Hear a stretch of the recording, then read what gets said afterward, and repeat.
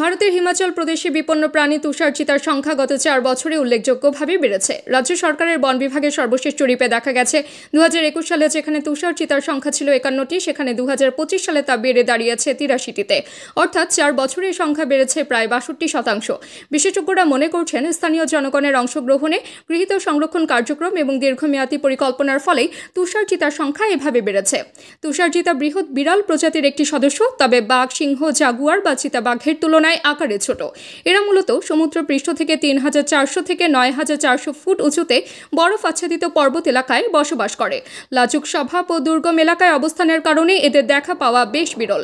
ঠান্ডা পরিবেশে টিকে থাকার জন্য এদের শরীরে ঘন ও লম্বা লোম থাকে, আর লেজ হয় মোটা ও শক্তিশালী।